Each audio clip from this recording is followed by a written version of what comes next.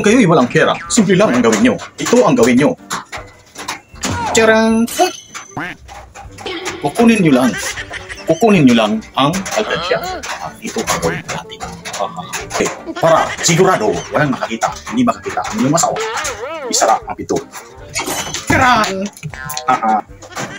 At saka, huwag kalimutan ang gunting. Tara! Atin ang buksan.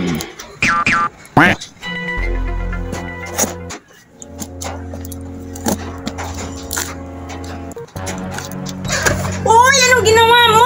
Bakit? Naglalagay naman ako ng pera dito sa alkansya. May alkansya ka pala? Hindi mo sinabi. Kung sinabi mo pa, marami sana akong mahuli. Isarado mo, ibalik mo yan. Oo nga, Dami mong dahilan ha. naglagay nga ako ng pera. Ibalik mo. Siya pala naubos ang laman yan.